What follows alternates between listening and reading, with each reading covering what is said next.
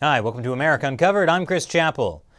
Alex Jones, conspiracy talk radio host and creator of the Infowars show on YouTube, has been kicked off YouTube, and also Facebook, and also Vimeo. Actually, it started last week with Apple, when it decided to remove the Infowars podcast from its iTunes store. Supposedly, Infowars violated Apple's terms. According to Apple, podcasts on iTunes should not contain content that could be construed as racist, misogynist, or homophobic, or content depicting graphic sex, violence, gore, illegal drugs, or hate themes.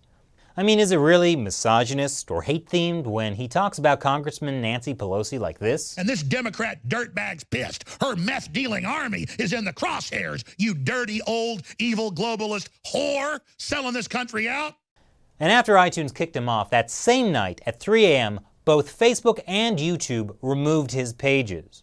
Almost like the large tech companies have some sort of globalist conspiracy. But it turns out, these platforms have a legal right to kick him off.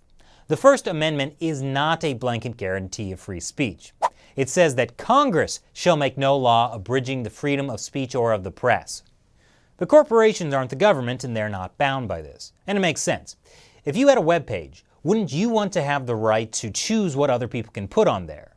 Like, what if you had a doggy daycare website and some woman from PETA kept spamming it with angry messages about how anyone who keeps an animal as a pet is a monster?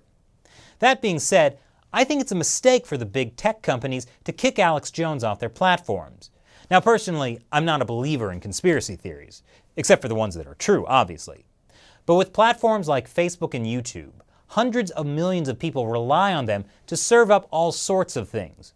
News, entertainment, fashion, comedy, how-to, commentary, and yes, even ideas that are not widely accepted, like that Roombas were actually invented by cats so they could get free rides.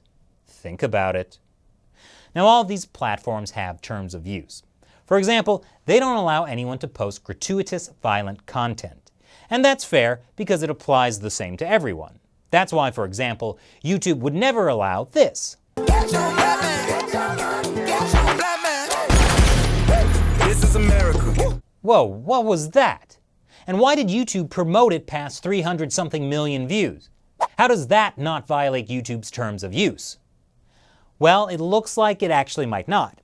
The violence in that Childish Gambino music video was definitely shocking, but was it primarily intended to be shocking, sensational, or gratuitous, or was it primarily intended to make a political statement?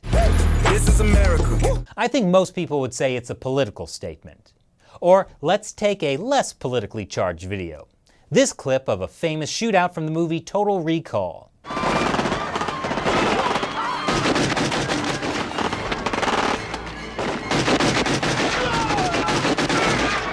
Now, this clip is violent and gory, but is it shocking, sensational, or gratuitous? What is the primary intention of the video? Should it be banned for violating the community guidelines? I think you can see the problem. These terms of use or community guideline statements can leave a lot of room for interpretation. And in this case, it's up to the interpretation of giant tech platforms whose primary intentions are about making money. And that could easily lead them to not applying the rules fairly. While they legally have the right to censor videos or podcasts, they shouldn't do it with a personal or political bias. Social media companies like Facebook and YouTube play an outsized role in our society. 2/3 of all American adults get at least some of their news through social media. So their power to decide which content gets promoted and which gets removed arguably makes Facebook and YouTube even more important than the big media companies that actually create news reports. In a Supreme Court case last year, Justice Anthony Kennedy wrote that social media was, for many, the principal sources for knowing current events, speaking and listening in the modern public square, and otherwise exploring the vast realms of human thought and knowledge. Ah, yes, the vast realms of human thought and knowledge, like this Instagram feed of cats posing with piles of cash, or this one of Meryl Streep photoshopped into pictures of food, or this one that's just videos of a girl smashing her face into bread. I'm not even going to ask. But the point is, social media is increasingly important in our society. not just for bread-face smashing, but also for real information. In fact, that Supreme Court opinion I mentioned was from a case last year where the court struck down a North Carolina law that made it illegal for sex offenders to have social media accounts. The court ruled that because social media was a modern public square, the law was violating the sex offender's First Amendment rights. We don't want our government deciding which newspapers we're allowed to read, or whether we can use social media, or whether we can stand in the middle of a public square and smash our faces into bread. So, do we really want giant social media companies deciding what content people are allowed to see on their platforms? I don't know about you, but I'd like to at least have the choice. And if I want to listen to conspiracy theories, fine. And if I want to watch videos of cats dressed up like sharks riding Roombas, also fine. Don't judge me. At least they're not bread-face smashing videos. Speaking of face smashing, back to Alex Jones.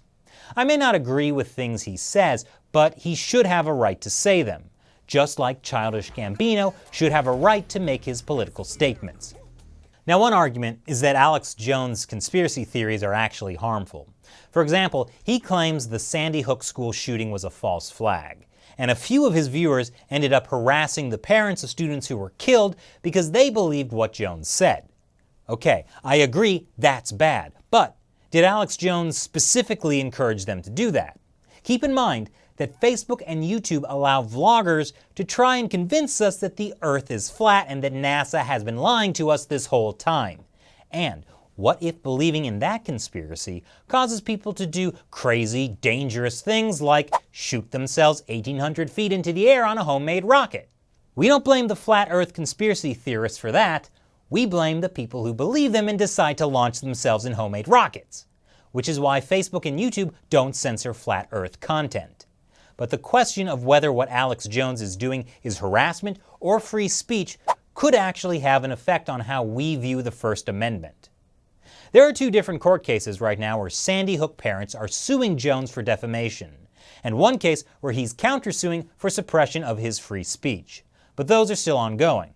For now, in the case of Alex Jones and Infowars, if you think it's all a bunch of crazy conspiracy theories, I have a solution. Don't watch. Or here's another solution from the show Aggressive Progressives, which, despite being the political opposite of Alex Jones, also don't agree with banning him from social media platforms. This antidote for bad speech in a free, open society is not suppression of that speech. The antidote to bad speech in a free and open society is more speech. Here's another reason to be worried about these decisions from tech companies. If we, as a society, don't stand up to protect speech from people we disagree with or who have ideas that are not widely accepted, what will happen when the censors come for us? Specifically, when the censors come for me. I'm mainly worried about me here. But the good news is that Apple and Facebook and YouTube's moves were so sudden and heavy-handed, it backfired. People who never heard of Alex Jones are downloading his app for Android. And it's even forced Apple to keep his Infowars app in its app store, even though his podcast is still banned. And his Infowars website has more traffic than ever. I think the lesson here is, if you really don't want to give someone a platform, don't make him a martyr. What do you think? Leave your comments below. Once again, I'm Chris Chappell. Thanks for watching America Uncovered.